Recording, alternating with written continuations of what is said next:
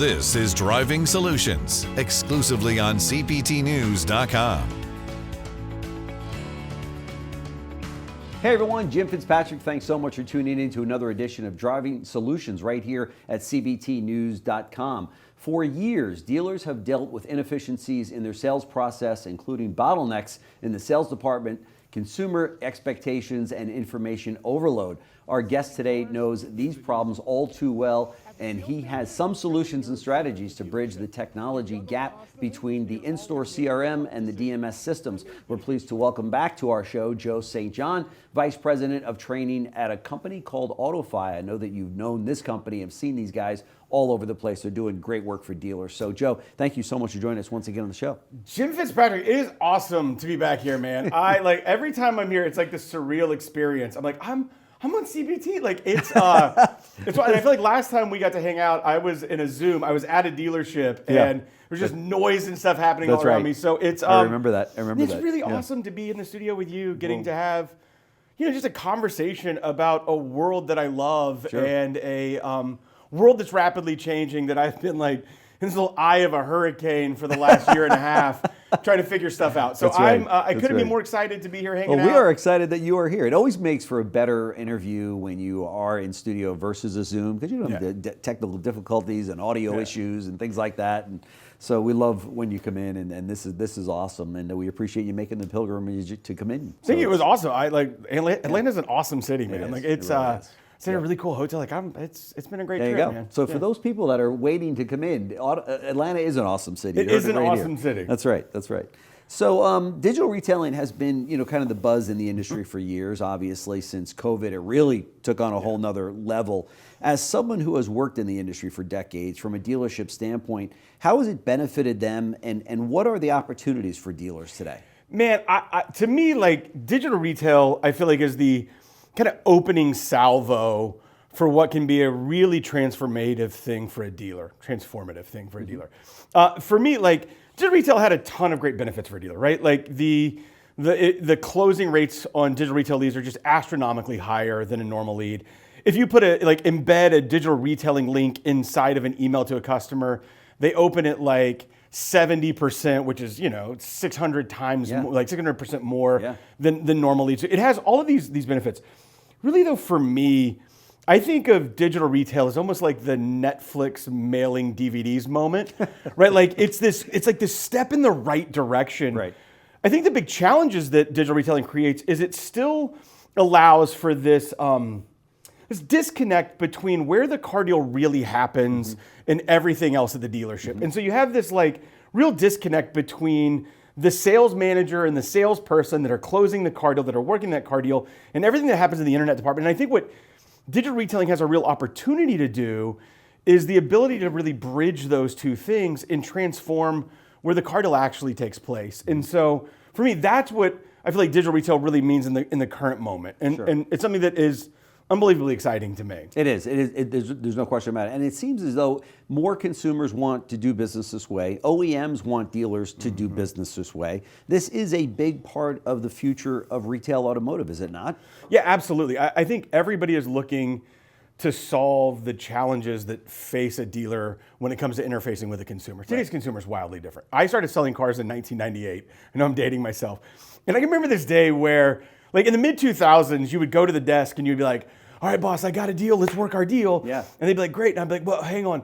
It's an internet customer. And everyone would be like, oh, no, not an internet customer. Oh, great. They've been on. I bet they want to see the invoice too. And you would have this moment of shared experience at the desk.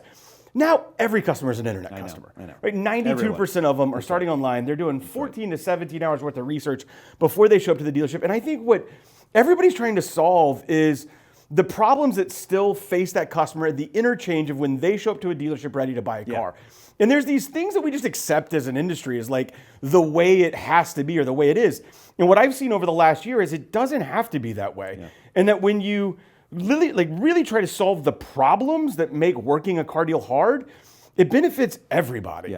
Yeah, for sure. And it's one of those situations where, from a sales standpoint, this is something that the sales department is going to embrace in a big way. It makes the whole sales process easier. It makes the sales process easier for the salespeople. It makes it better for the sales managers. Yep. It makes it better for the customer. It's like this, right? You get back from a test drive, and you've got this customer, and this is how a car deal works. So I spent months this past year living in dealerships working cars. I literally spent 6 weeks this summer. We have a Sprinter van. We loaded all of our kids into the van, and we lived at Airbnbs, and I just worked at dealerships. It's a lot of kids, by the way. Bro, in August of last year, to kind of do this, I saw that there was this problem, and at Autofy we'd identified this problem, and we were trying to solve it, and we just weren't quite figuring it out. And I did the only thing I know how to do. I called friends of mine that run dealerships. So I called, Chris Morris and Joe Seppa and Carl Schmitz out at Hello Automotive in California, and I was like, hey, you guys are using Autofy. I want to come try and sell cars with Autofy. Can I just show up and work car deals? And they were like, yeah, come on. So they literally had like the golf shirts folded up for me, like the new employee packet. Nobody there knew that I was not a new salesperson. Right. And my first day, I got donuts and moved cars around and did that. But I started taking ups and working car deals. You're like the undercover car guy, right? Yeah, I was like an undercover. It was weird. And there was things that I noticed right away, right? Like, first off, I thought that customers today were going to be super friendly and nice. Like, oh, it's like a new world. Like they treat you better. Like the first customer I talked to treated me like I just gotten out of prison. Like they literally were like, just get back. Like, I don't want. And I was like, oh, it's still the same. Like it's still the same car business. Sure. And I watched car deals go down, and it's like heartbreaking. You would have this customer get back from a test drive. They're like licking the paint off the car. They're in love with the car. Right. They love the salesperson. They're laughing. You're having this good time. And car deals happen in like waves. So it's like completely dead on a Saturday. And the next thing you know, it's just chaos, That's right? That's right. And so you're at the desk, you get up, you're like, all right, go ahead and grab a seat. I'm gonna get your, all the figures together. I'll be right back. We'll review them. Whatever the salesperson says. And you get up and you walk like 20 yards to the sales desk. And there's two managers on duty. One of them's out like bidding a trade right now. So there's one person sitting there. There's a line of people in front of them. Yep. You get in line, and it takes 15 minutes to get that first pencil. Like, think about this. We have this customer that's like ready to buy a car. Right. And it takes us 15 minutes to get them any information. And 15 minutes to a consumer is like 2 hours. It's days. Right. I joked, it's like the case of the body snatchers, right? Yeah. You go back and it's like a different customer. They're like, yeah, I don't even think I want to buy anything anymore. You're like, bro, you loved this car in like 15 minutes. And so you're waiting in line. You walk back out like 20 yards. You sit down. You go, okay, with 10% down at 60 months, you're at a $785 payment. Is that what you'd like to do? Right. And the customers ask simple questions like, well, what would it be at 72 months? And you go, uh-oh, gotta go back in line. Yeah, and you get up and you walk the 25 yards back that way, and then now that manager is out taking a TO. The other manager that was bidding a car is back, and now you interrupt him while he's in like V-Auto putting the bid information, and you're like, hey, they want to know what it is at 72 months, and the manager's like, who? And you're like, Mr. Fitzpatrick. Now the desk starts all over again. So now he's looking through, or she's looking through all the tabs, the 38 tabs that are open in their browser. Yep. They get to the right one, they pull it up, they change it to like 72 months, they print it out, they sign the bottom, they hand it to you. You walk back out, sit down with the customer, and the customer goes, well, what would it be with $5,000 down? And you go, right. And you do the same thing again. I know, it's crazy. And it takes, if you look at a car deal, that process. And is 60 to 90 minutes almost every single time. I don't know why we do this continually. This was in 2023, just last. Yeah, it was last year. Last year. So, and it's amazing because everybody that has car, has an experience with a car dealership will tell you it's the number one complaint. It's not price. It's not the way the salesperson treated them. It is time. What is the deal? Why is it taking so frickin' long to do a car deal? Jim, it was time when I was selling cars. Yeah, I know. Right? It's still time. And you would think that it's better. According to NADA, 85% of dealers are doing digital retail. And if digital retail actually solved this, which it doesn't, that number of 187 minutes for what it takes to work a car deal should have dropped. Yeah. Right? It's 177 minutes now. Like, it's the same amount of time. And you know what's wild to me, and I saw this firsthand. It's first off, like, if you set a series of kind of safety nets that a salesperson can't screw up, and most dealers, sales managers that are using Autofy will build the cardial and AutoFi while the customer's on the test drive with the salesperson. When the salesperson gets back, if they walk to their desk, they sit down and they pull up a screen, and on that screen they go, okay, so here's the stock number of the car that we just drove. Here's the stock number right here. Is this the one you'd like to own? And the customer goes, yep, that's the one I'd like to own. They go, great. Well, with 10% down at 60 months, you're at a $785 payment. Done. Is that what you'd like to do? The customer goes, well, go to 72. And they go to 72 and they ask the same questions. And then the customer weirdly takes ownership of it. Of course, they take control. And when they do, feel they do. Yeah, and when they do, they say yes. Yeah. It's wild to me how much of the resistance you feel when you work a car deal is literally built into the systems and processes we use to work a car deal. There's no question about it, no question. Hey, in 2016, AutoFi developed the industry's first finance-centered digital retailing solution. And just recently, you announced the expansion of your platform to include showroom solutions. I know you touched on some of them. What inspired you to expand the platform? There's a video of Steve Jobs from back in the 80s or 90s. And he gets kind of pigeonholed in this developers conference he's at. And he gets frustrated and he says, the point isn't to build cool technology and go try to sell it to people. Yeah. The point is to find a problem and leverage technology to really solve that problem. And when I went out and lived in dealerships, I saw there's really still three major problems, right? Sales managers are smoked.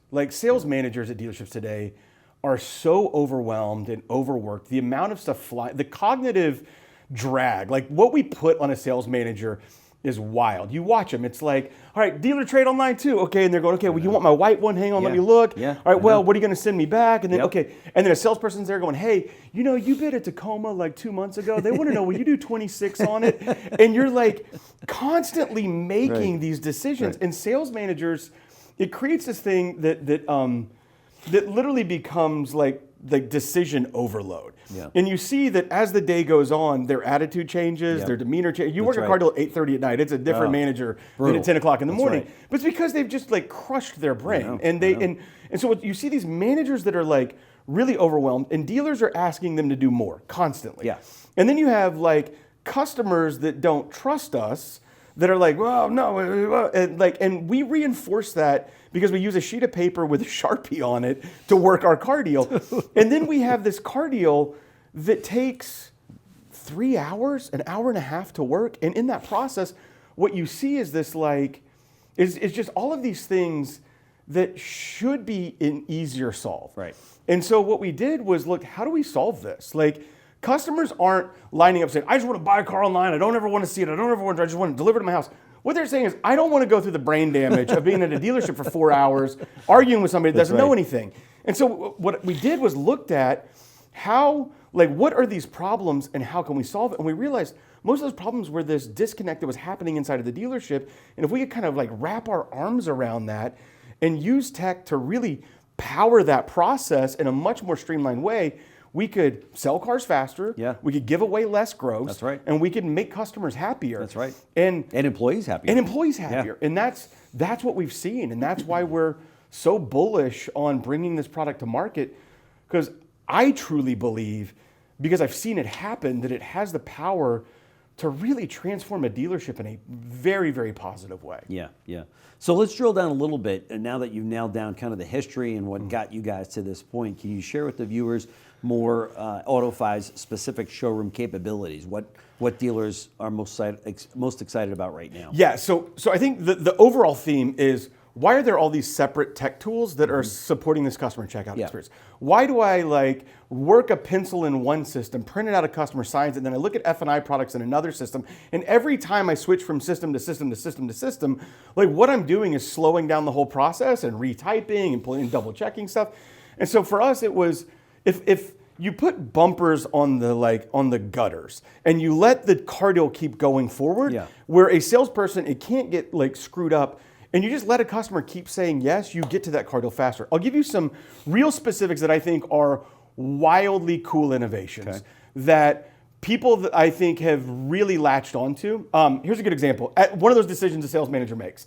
You got a salesperson in front of you, and what managers actually do is they create these kind of hacks They just like quick make decisions, right? Like they're because they can't really think about all the decisions deeply. Right. So they have these patterns of kind of doing the same thing the same way every time.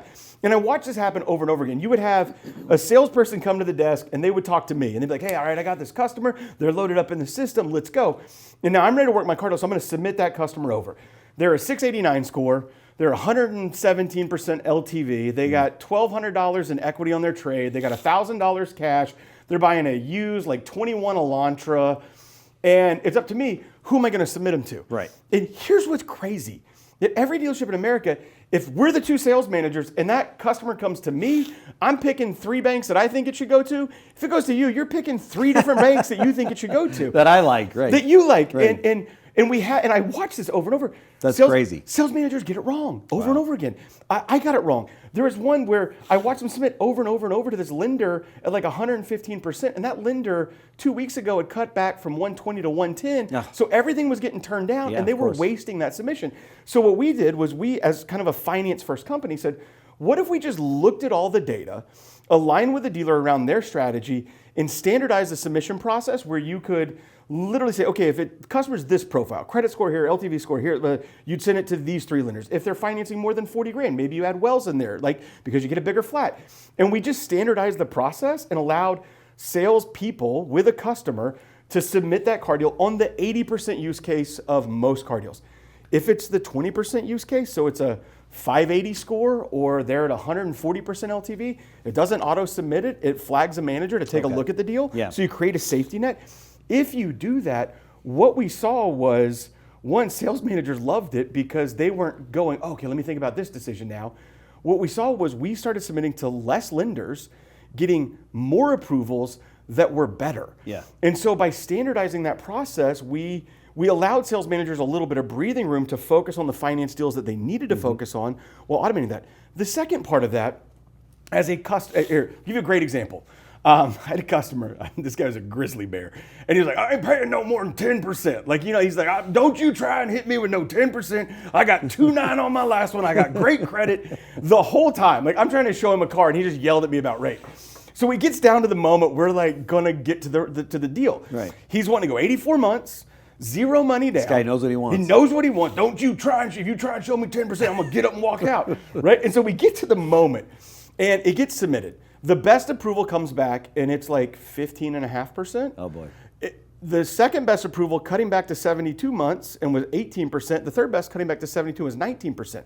In my history, and I desk car deals for a long period of my life. Yeah. What I normally would have done was I would have taken the 14%, marked it up 1.5 points to 15.5. I would have worked my car deal. I would have sent my salesperson out there, and then that guy would have yelled at my salesperson. It would have blown up, Yeah. and I might not have got my car deal. Right. In the history of me working car deals, Jim, I had never once sent out the other approvals. I'm like, here's what all the banks said. I watched this happen. It pops up on the screen behind me. Like, it literally pops up, and I see 15.5, 8, 19, and 18. And I'm bracing. I'm like, all right, here we go. Yeah. Okay, it's coming, right? All right, here we go. The fight's about to happen. And it was like the longest 45 seconds of me just looking at this guy and this guy. And he literally goes, okay, I guess I'll do the ally one. And points to the 15.5%. He just closed himself. Bro, and bumped himself 5.5 points. Yeah. Wow. And what I saw over and over again Wow. is when you, I was talking to a friend of mine that's in the F&I space yesterday, and he reminded me of something. He said, what I believe is the more that the customer feels like we're transparent and we're trustworthy, the more that they feel like they're in control of the decision, Right. the more likely it is that they're going to say And that's yes. what that screen did. That's what that does. Yeah. So when you Great get back tool. from a test drive, Great tool. you get straight to the numbers. You help the customer build their own Yeah. car deal. You let them submit it so That's a they beautiful deal. feel, dude. They just go down like Disney movies. Yeah. Like it's been shocking to me.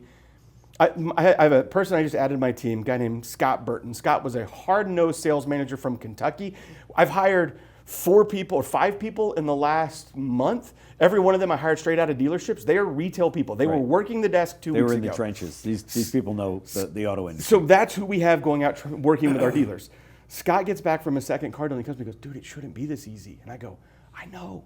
That's what I'm saying. Like it shouldn't be like, I know in the video commercial, I was like, it shouldn't be so hard. What's crazy to me is it can be so much easier. Yeah.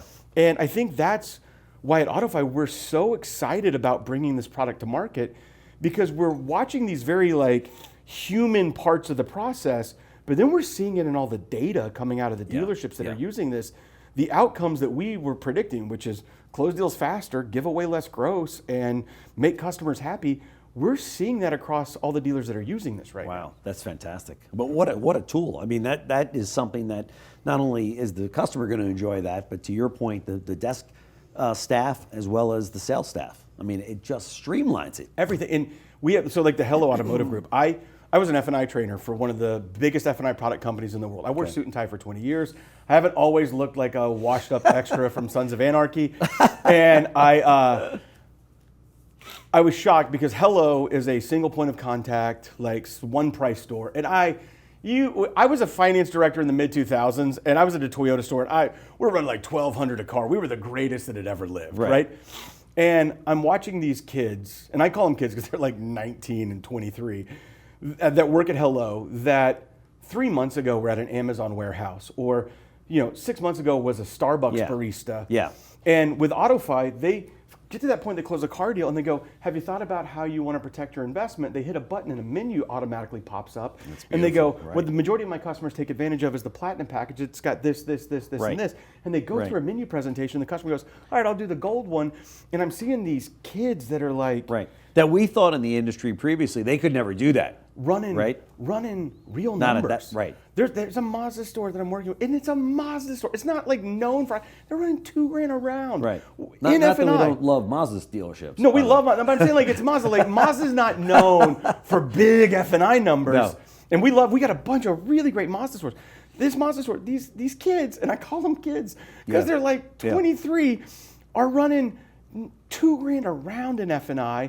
And they're doing it all, and their start time from logging a customer in AutoFi to printing paperwork is, I think, 22 minutes this month. Jeez. Like, think about that. That's fantastic. And so for me, I'm absolutely excited about where this is going, and I'm overwhelmed at the response from the dealers I know that are reaching out to me that are like great dealers going, okay, how do we get in on this? How do we be a part of this? So that was my next question. You guys are going to be out. The team's going to be out at NADA, in full force, and I know that you're personally going to be speaking out there. Tell us what dealers can learn more about in the way of the AutoFi showroom solutions. What you guys have going on. I mean, it's going to be a big show for you. Yeah, our booth is already getting booked out. It's crazy to me. We're at 5012 West. Okay. So I'm going to be at the booth all the time. I bought 2 pairs of new shoes that I'm breaking in right now so that I can like be on my feet for days. I'm going to be there the whole time. I'm doing 2 workshops. I'm doing a workshop on Thursday and a workshop on Saturday.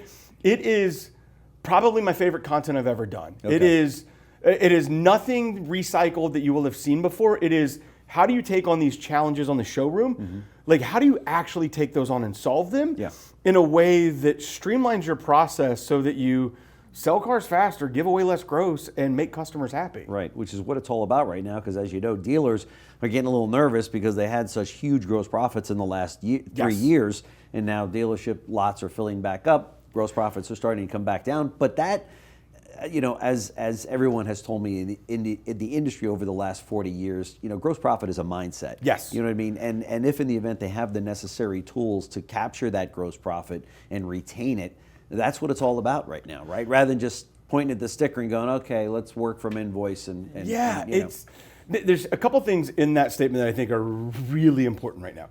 I was on a clubhouse with the NADA Dealer Academy last week. They do one a month, and there's 30-something dealers on there.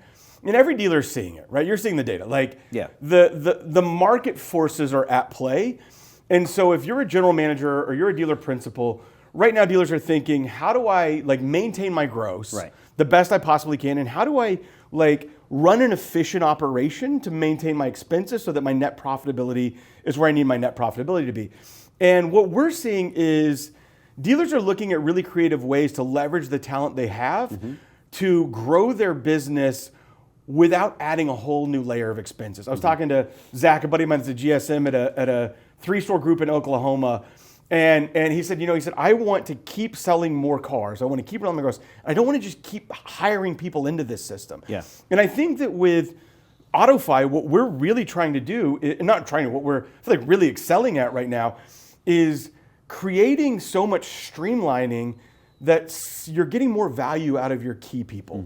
Your sales managers are involved in more car deals, or more involved in the car deals that matter, because you're taking some of the like administrative things off of their plate and allowing them to like really focus on the stuff that's truly important to the dealer's bottom line. Like the value of a sales manager is not doing math. Yeah. Let's be clear, Yeah. right? Like I have a good friend of mine who's a trainer, Frenchie, who used to say, I could teach a monkey to pencil a car deal, right? Here's cost, good banana, bad banana, right? Like that's it. And to Good me, banana, yeah, bad right. And to me, like there's a lot of truth to that. Like a sales manager's value isn't guessing what lenders to send it to and doing math. The value is like making that 23-year-old that was working at the Amazon warehouse really, really, really great at customer service and getting people to say yes. That's right. Right? It's about teaching the like 47-year veteran who's about to retire and become a dealer trade driver how to go get customers in love with the car and stop worrying about all that. Yeah, that's what I'm going to retire and do someday, right? I'm going to get one of those little hats and I'm going to do dealer trades. It's going to be awesome. You're going to have the gas card. Oh, It's going to be great. It's going to be awesome. Joe St. John, Vice President of Training at AutoFi. Now you see why these guys are making some huge waves out there. They've got a great staff that knows the auto industry. Thank you so much for coming into the studio, sharing your insights. This was such a pleasure. And of course, don't forget to stop by their booth, which is very, very important.